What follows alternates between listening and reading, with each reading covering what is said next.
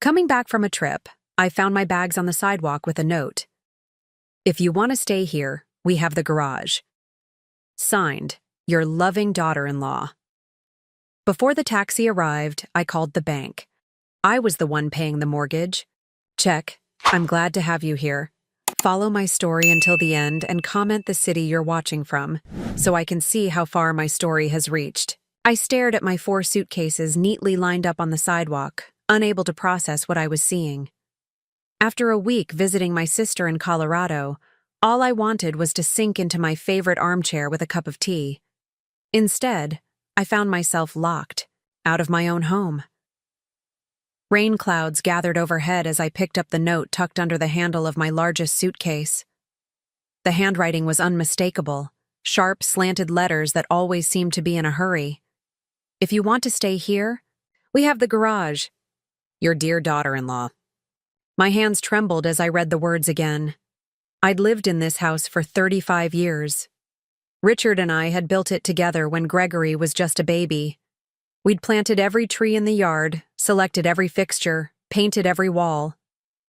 After Richard passed away 2 years ago, I'd agreed to sign the house over to Gregory and Vanessa, legally at least.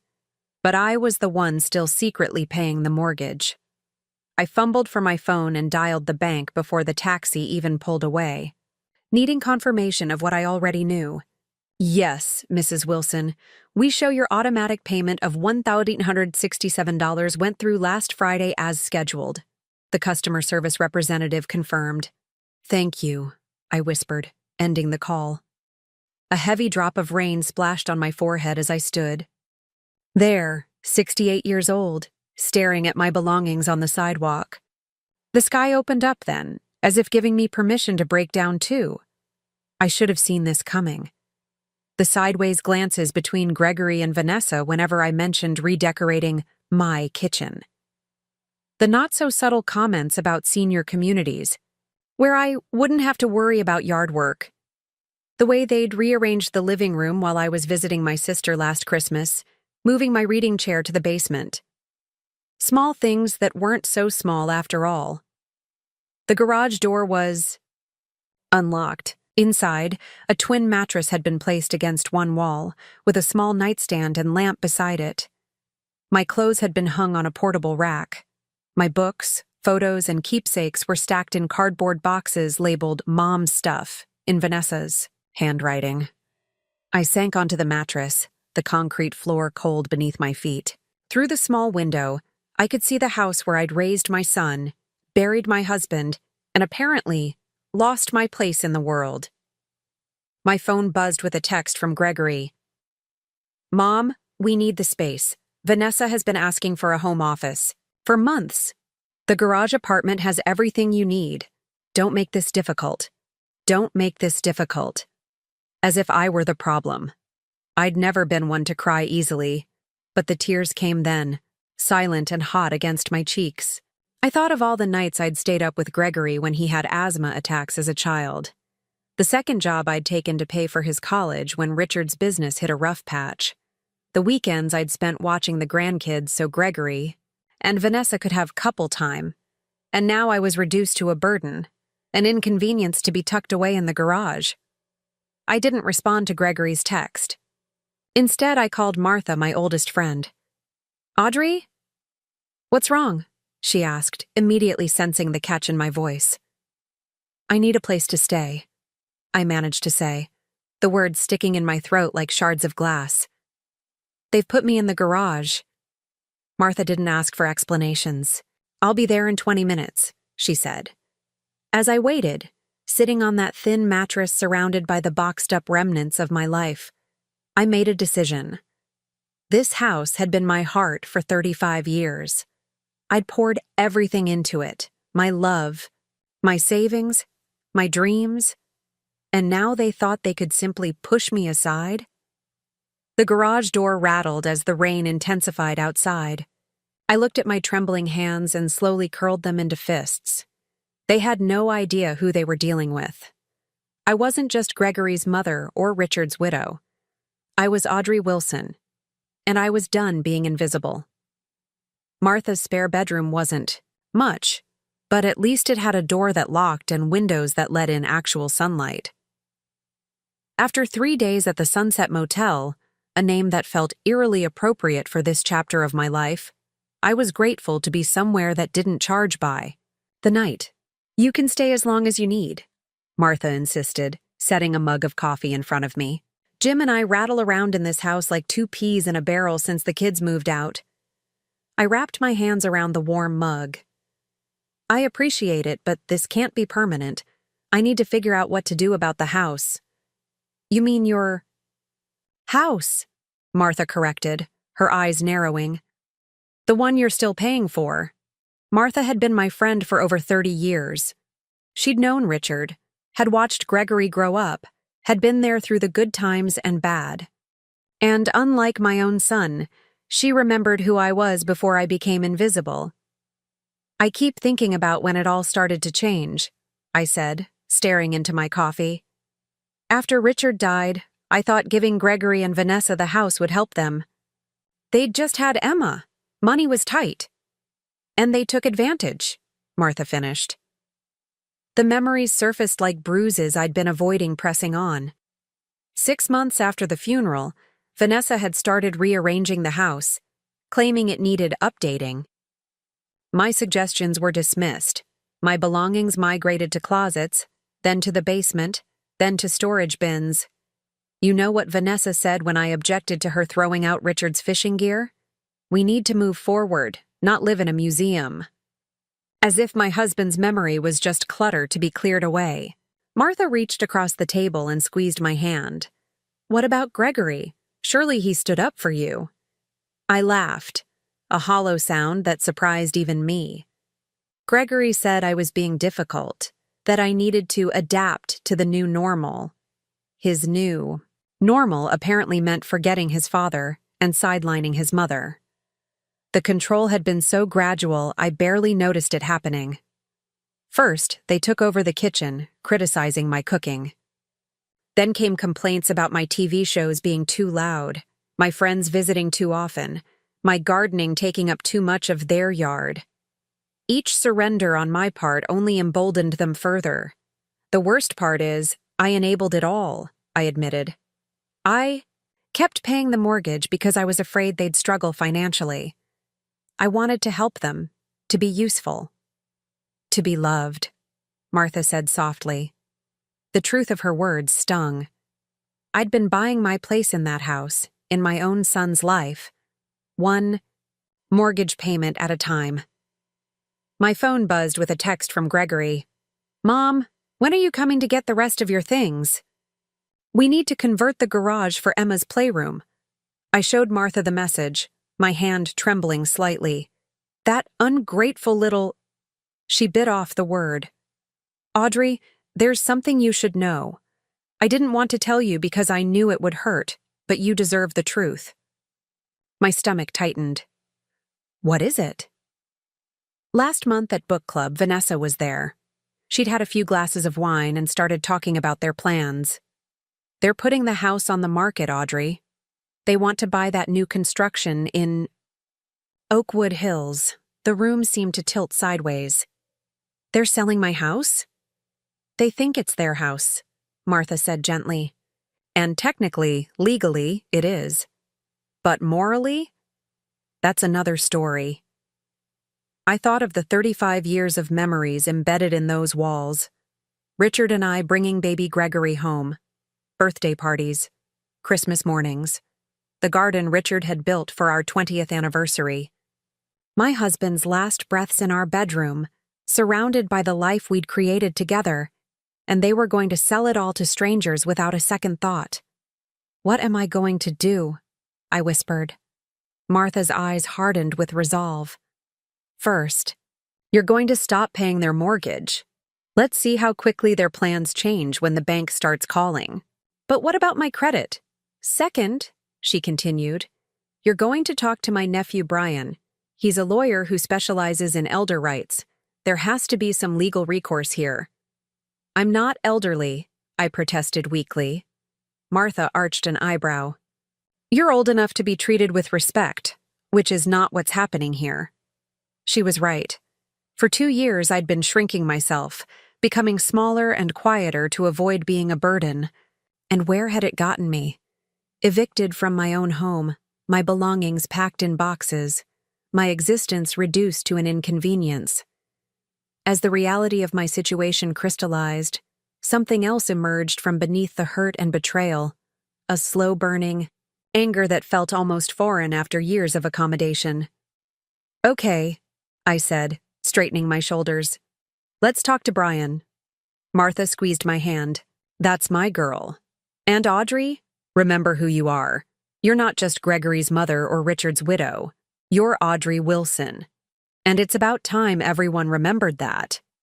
For the first time since finding my suitcases on the sidewalk, I felt a flicker of something that might have been hope. Or maybe it was determination. Either way, I wasn't going down without a fight. Brian, Martha's nephew, was not what I expected. With his jeans and Henley shirt, he looked more like a college professor than a lawyer. But his eyes were sharp as he reviewed the mortgage statements I'd brought. "So you've been making payments on a house that's no longer in your name," he said, frowning. "And your son and daughter-in-law have been living there rent-free while planning to sell it?" Put so bluntly, it sounded absurd even to me. "Yes." "And they evicted you to the garage?" I nodded, embarrassment flushing my cheeks. How had I allowed things to reach this point? "You have options," Brian said. "The financial arrangements could constitute a verbal contract. At minimum, you could sue for recovery of the mortgage payments you've made since the property transfer." Martha, who had been uncharacteristically quiet, spoke up. "She needs to confront them first. Make them understand what they've done." Brian looked skeptical, but I knew Martha was right. Before taking legal action against my own son, I needed to give him one last chance to make things right. That's how I found myself standing on the porch of my own home the next day, my heart pounding as I rang the doorbell.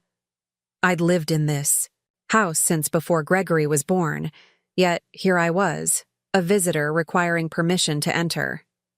Vanessa answered, her surprise quickly masked with a tight smile. "Audrey, we weren't expecting you." "I need to speak with you and Gregory," I said, my voice steadier than I felt. She hesitated, then stepped aside. "Of course. Come in." The living room had changed again since I'd left. My reading lamp was gone, replaced by a modern floor lamp I didn't recognize. The family photos I'd arranged on the mantel had been rearranged, with several of Richard now missing. Gregory emerged from the kitchen, wiping his hands on a dish towel. "Mom, what are you doing here?" "I came to talk about the house," I said. "Martha told me you're planning to sell it." Their exchanged glance confirmed everything. "We were going to tell you," Gregory said, not quite meeting my eyes. "Once everything was finalized." "Finalized?" I echoed. "This was my home for 35 years. Your father and I built this house. We raised you here." Vanessa sighed dramatically. "Audrey, we understand you have sentimental attachments, but we need to do what's best for our family now." "Your family," I repeated. "And what am I?" An uncomfortable silence stretched between us. "Mom," Gregory finally said, his tone patronizing, "you signed the house over to us. We appreciate everything you've done, but it's our property now. We get to decide what happens to it." I took a deep breath. "I've been paying the mortgage for the past 2 years. Every month, $1,167 from my account to keep a roof over your heads." Another glance between them. They'd known. "That was your choice," Vanessa said coolly. "We never asked you to do that." My hands began to tremble. "I did it to help you. Because that's what family does." "And we're grateful," Gregory said, though his tone suggested anything but. "But that doesn't change the legal situation. The house is ours. So my 35 years here, my financial support, my role in this family, none of that matters?" Gregory shrugged, looking uncomfortable but unmoved. "Mom, you're making this more dramatic than it needs to be. We can help you find a nice, senior apartment I don't need a nice senior apartment, I snapped. I need my son to show an ounce of decency and respect. Vanessa stepped forward, her smile tight. Audrey, I think you're getting emotional. Perhaps we should continue this conversation another time. That's when I knew, truly knew, that there was no fixing this. The son I'd raised, the boy I'd loved with every fiber of my being, was gone. In his place stood a stranger who saw me as nothing more than an obligation, a problem to be managed. I've stopped the automatic mortgage payments, I said quietly. Gregory's expression changed instantly. You what? If you want to sell my home, you'll need to pay for it yourselves. You? Can't do that. Vanessa's voice rose. What about our credit? We have plans. Yes, I said. I hear Oakwood Hills is lovely this time of year. Gregory's face darkened. Mom, the house was Dad's gift to me. You know that. It was never really yours. The words hit me like a physical blow. Never really yours. 35 years of my life, dismissed in 5 words. I see, I said, my voice barely audible. Well, then I suppose there's nothing left to discuss. I turned to leave, my legs unsteady beneath me. As I reached the door, I paused, looking back at the son, who no longer saw me. Your father would be ashamed of you, Gregory. And for the first time, so am I. I walked out, closing the door softly behind me.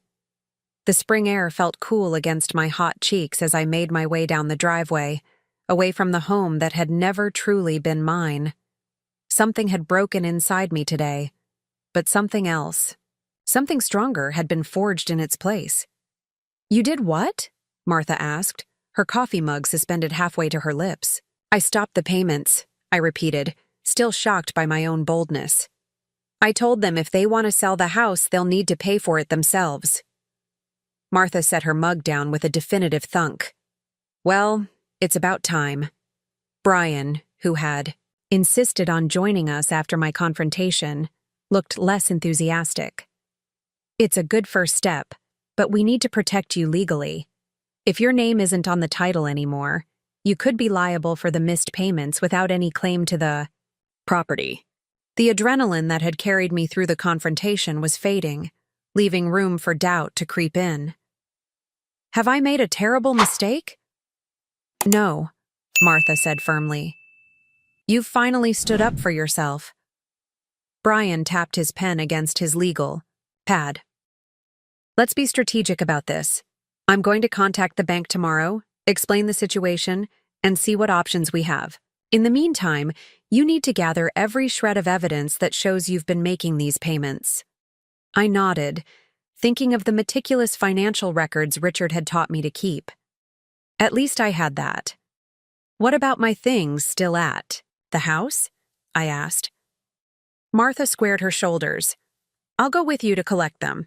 If they give us any trouble, I still remember how to swing the softball bat from our community league days. Despite everything, I found myself laughing. Martha had always been fiercely protective, even back in high school when she'd confronted the girls who'd made fun of my secondhand clothes. I don't know what I'd do without you both, I said, my voice catching. Brian reached over and squeezed my hand. You're not alone in this, Mrs. Wilson. We'll make sure they don't take advantage of you anymore. The next morning, a call came from First Federal Bank. I answered with trepidation, expecting questions about the missed mortgage payment. Mrs. Wilson, this is Trevor Phillips from the mortgage department. We've received a request to discuss the situation with your property on Maple Avenue. I gripped the phone tighter. Yes, that's correct. I understand you've been making payments on a property that's no longer in your name. Our records show consistent payments from your account for the past 26 months. Yes, I confirmed. But I've decided to stop those payments. There was a pause, then, Mrs. Wilson, I don't normally do this, but would you be willing to come into the branch to discuss this further? I think there might be options you haven't considered.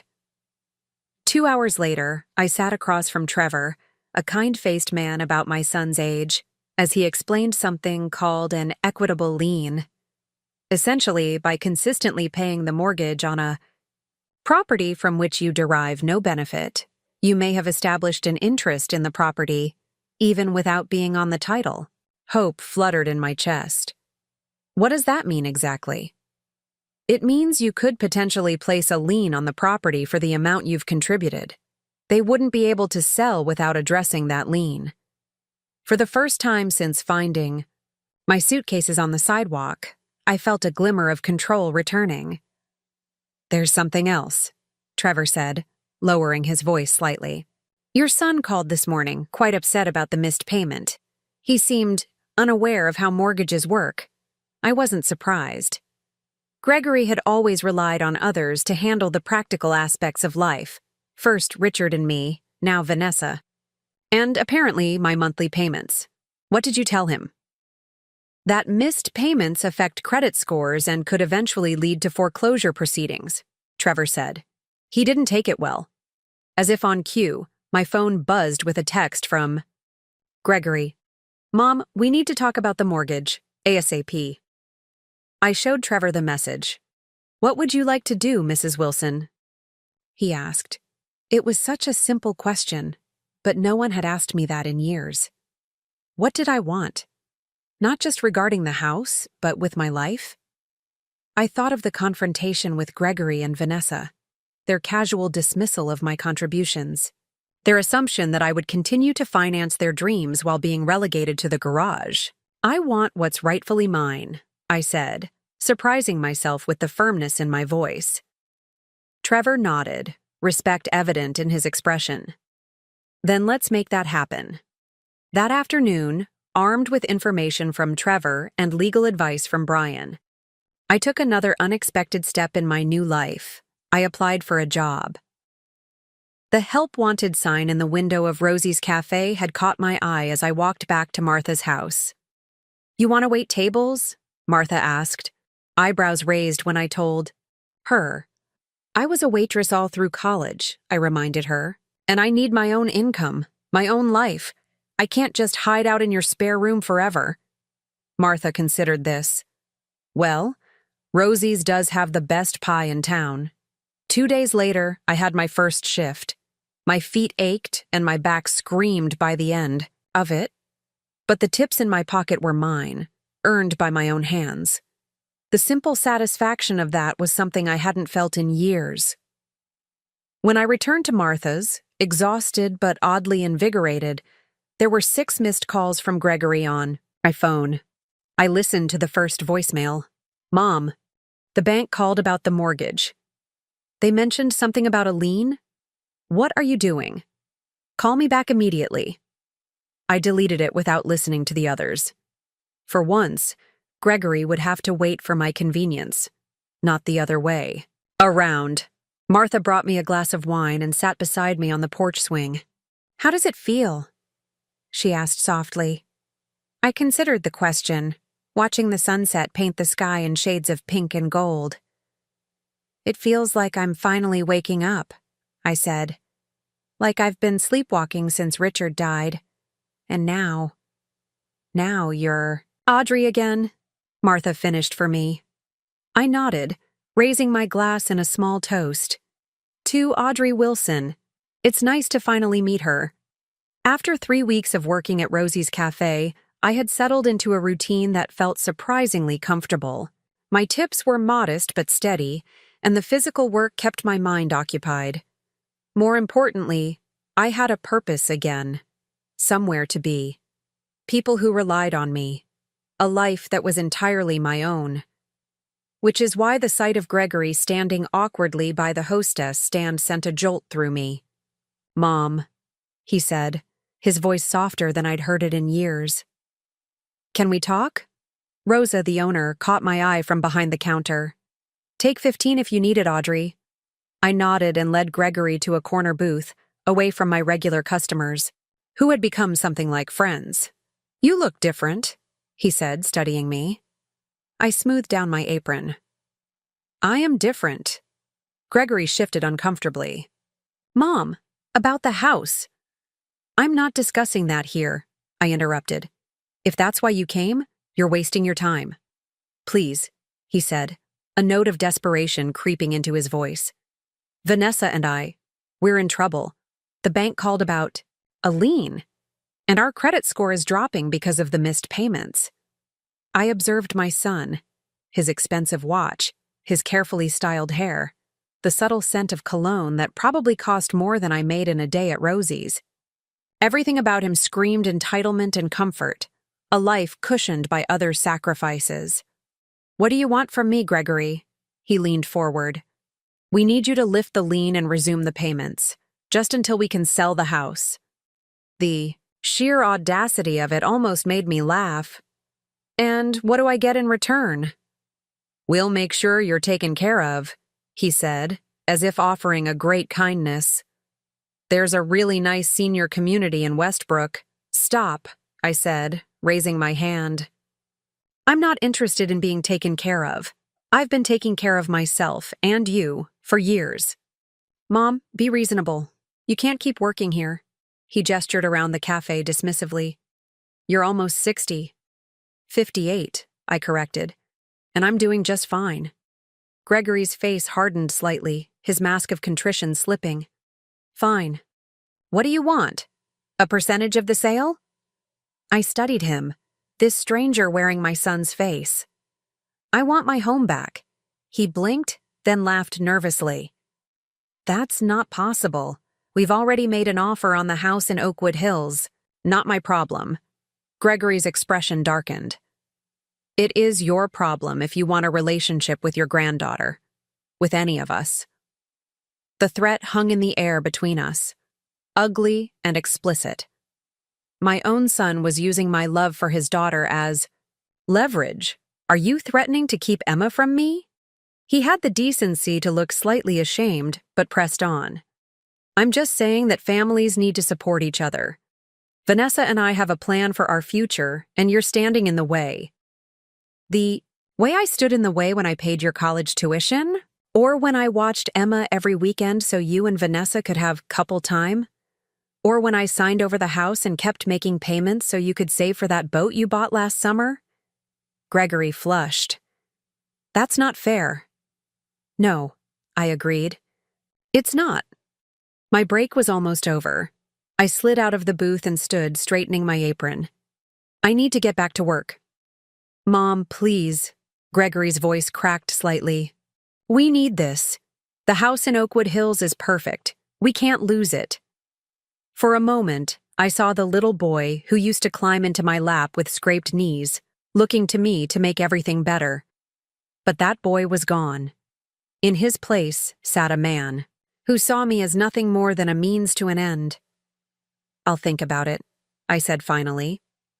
But I need something in writing from you and Vanessa first. Meet me at Brian Wallace's office tomorrow at 2 p.m. Relief washed over Gregory's face. Thank you, Mom. You won't regret this. As he left, I wondered if I already did. The next day, I arrived at Brian's office early, my stomach in knots.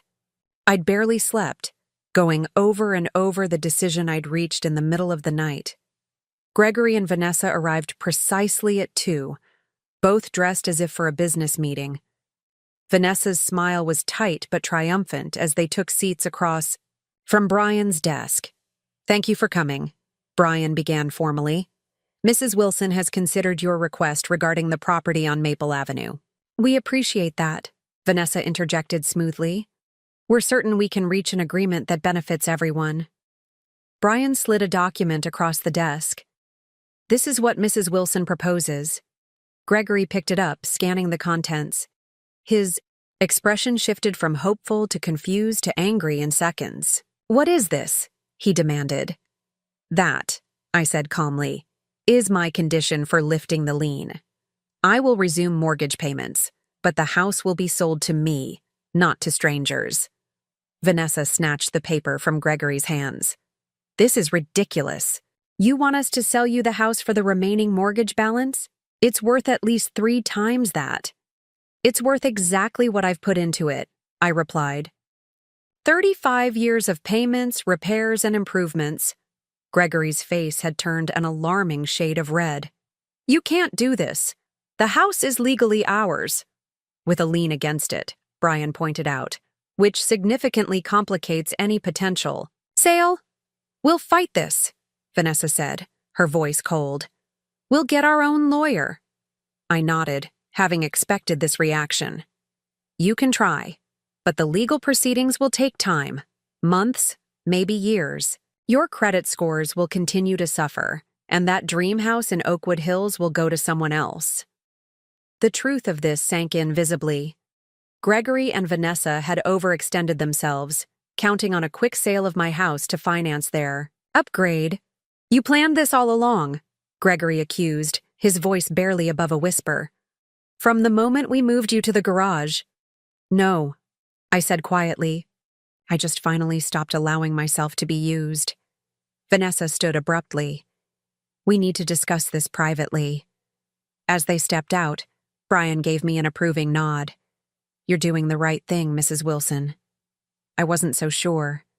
The look of betrayal in Gregory's eyes haunted me. Had I become as calculating and cold as they were? Before I could dwell on it further, the office door opened. Gregory and Vanessa returned, faces grim but resigned. We'll accept your offer, Gregory said stiffly. But I hope you realize what this means for our relationship. I met my son's gaze steadily. I do, and I hope someday you'll realize what it meant when you put my suitcases on the sidewalk. The first night back in my house, I couldn't sleep. I wandered from room to room, touching familiar walls, tracing the doorframe where we'd marked Gregory's height each year, standing in the kitchen where Richard and I had danced on our 30th anniversary. It had been 3 months since the confrontation in Brian's office.